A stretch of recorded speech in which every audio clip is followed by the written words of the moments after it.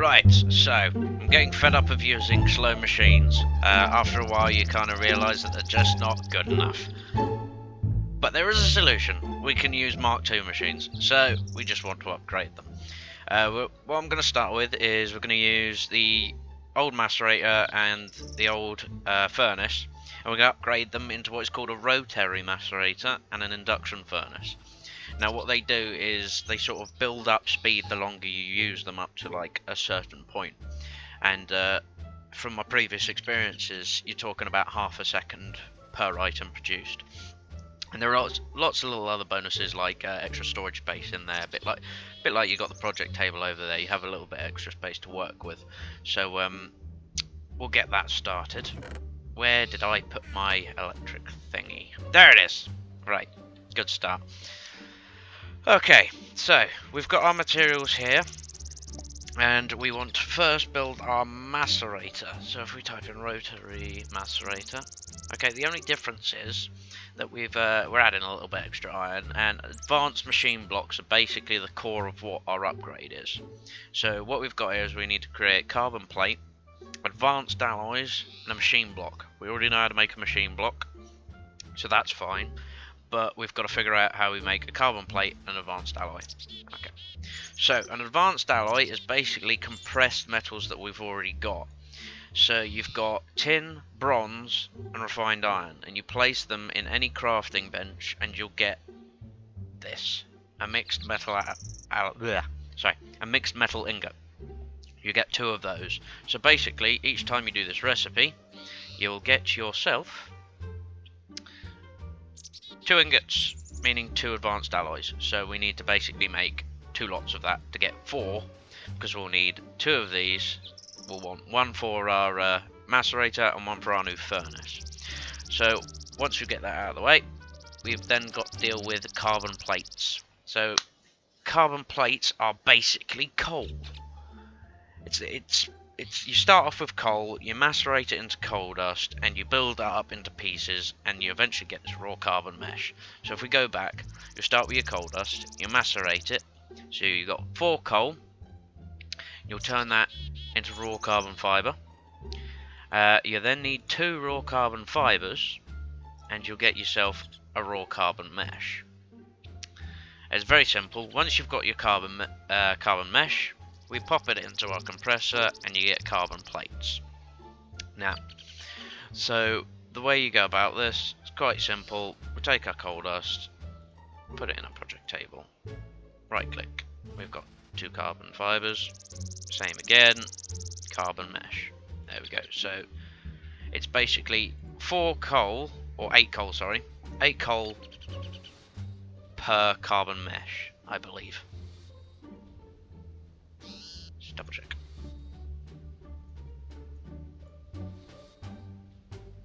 Yeah, so it would be definitely 4 coal per carbon mesh. So each plate is worth 4 coal, basically. So it's not too expensive. Right, so we've now got one of our carbon plates. Where's the other carbon plates? Right, so we've got our carbon plates sorted. I managed to find them, I put them in the wrong pile. So we've got 4 here. 2 machine blocks, and now all we need to do is sort out our alloys. So as we said, we go into our table, place them all in there. 1, 2, and 3. 1, 2, 3. I've done that wrong. That needs to be on the top. 1, 2, and 3. And we've got our 4 mixed metal ingots. Now, same as any other of these, the carbon mesh and these go into the compressor. The compressor compresses them. Now, there are actual upgraded versions of the compressor and the extractor also. So after we've done these, I sometime in the future will work towards increasing these ones as well. But these 2 are basically my 2 primary objectives. These are the ones that I use the most, and you get tired of waiting for about 4 hours for it to macerate something, and then you then have to wait another 4 hours for it to cook. Especially when you need to make a ton of rubber and a ton of everything, because it all builds up. I mean, making these solar panels at the moment is taking far too long because of the amount of coal I have to macerate. All these ores I have to keep doing and stuff like that. It just takes time. So having advanced machines are a very, very strongly advised investment. Right, so once these are done, Come on. Any second now. Okay, so now we've got our advanced alloys. We want to make it into our advanced blocks. So, if we type in advanced machine block, there we go. So basically we just upgrade the machine block. 2 in the middle, 2 on the sides, and 2 on the top and bottom. Or you can vice versa it. Right click, and we've got our 2 machine blocks. Right, now each of these have their own sort of upgraded version and recipe. So let's have lossless render mode enabled. We don't want to lose anything. Damn cable. Right. Same on that one. There we go. Brilliant. So let's place these. I'll place this in there while it repairs itself. Right. So we've got our macerator. We've got our advanced machine block. Place that above like that. And it requires 7 refined iron. And we've got a rotary macerator. Electric furnace, machine block, 7 copper. And there we have it. Our first 2 advanced machines. Now, the interface is slightly different. It requires more power the faster you build it up. You have 2 areas in which you can put the items, and there's storage space down the side that actually works. So we can actually store items in here. It'll basically, you know, so you can whip it from one side and pop it in there. Now the macerator only macerates one thing at a time, so you place it in there, and it will actually take a full stack and put 2 stacks of dust there, for example. The speed indicated on the left showing how quickly it will do it.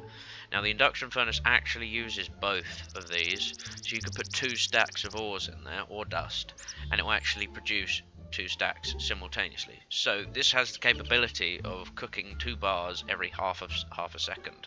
It takes a while for the heat to build up, but once it reaches that 100%, that's when you really get into the quick, you know, force of getting these things done. So when you've just finished, let's say, like a bunch of different quarries, you've got all these ores, you need it done really quickly, you start feeding them into here. It will start off slowly, but as you build up, you need to work into it and you'll get going. Now you could hook up some sort of system which allowed it to feed into each other, and that would probably be just as efficient, but I personally like doing it myself by handballing it. I think it's a bit more fun. So now we've got those out of the way. That's a good start. Let's shove something in there. What we got? We need probably more iron, so we can put that in there. Starts off pretty slowly, but once it actually gets going, that will build up heat very slowly. And then once it starts kicking out, this arrow will then produce me 2 refined iron straight away. So we'll leave that one, and we'll pop some coal in the other one. We can always do with some more coal dust. So pop that in there like that, and the speed actually picks up. It's got rotation per minute. Building up, we'll do the same. Both of these are very similar, so that doesn't work the same way. Yeah, 2 bars, look. Each time it's complete, it's 2 more bars. Okay, the other thing on my list was to make sure that we got ourselves an upgraded armor.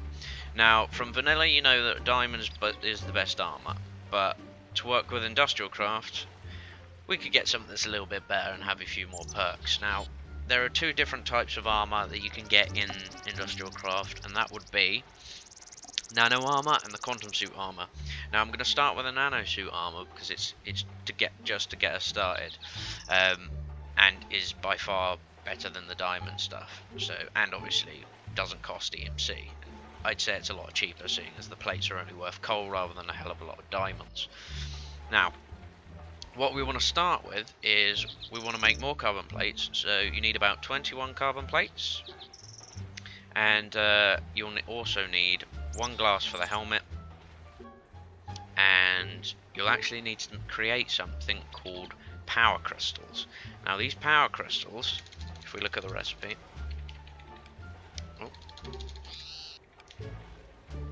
sorry, energy crystals, not power crystals. If we click on that, it shows us that we need 8 redstone and 1 diamond. Okay, what you'll get when you put this in here is an uncharged energy crystal. So actually you need 4 of these, 1 per piece of armor. So, to make the first bit, you don't actually have to charge these to make the armor. So we'll pop that in there, we'll get our boots. The only difference in actually charging the crystals is that when you've done it already, you'll actually come up with charged armor straight away. So that's the one benefit of it. So we want the other pieces. We need to make the legs. So we need some more in there.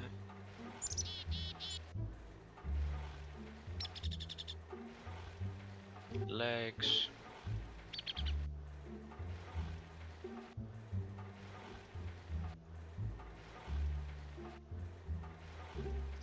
Chest.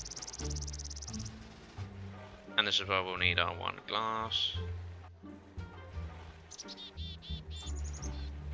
There we go, and there's our helmet. Right, currently the armor is uncharged, so it won't actually protect us in any way whatsoever. And creating a charging bench, this only does the level 1 stuff. So actually what we want to do is we want to create something that will allow us to charge this at a higher rate. So we actually need our wrench. We'll take that out.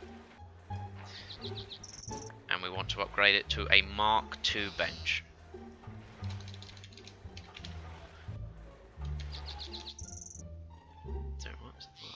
There we go, charging bench Mark II. So wood, electronic circuit, and a golden cable.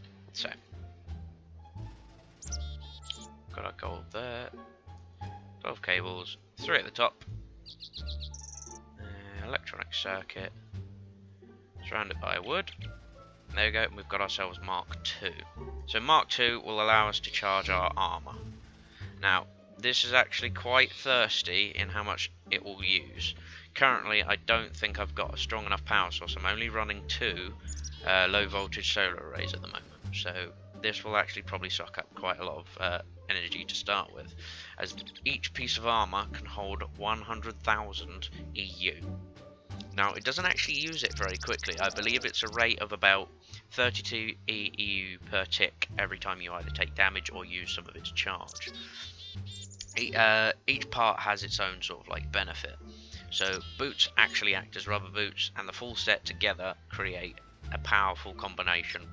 Right, while we're waiting for our armor to charge up, what you can do, thanks to the equivalent exchange mod, is with your diamond armor, as I've actually had mine repaired with my alchemy bag, so by using that, I can pop that in there and have my armor repaired, so I don't actually ever lose any EMC. Now that I'm done with this, I can quite simply place these back and get the original diamonds back. So that's 19 diamonds that I've got back and have replaced with a few bits of coal related armor.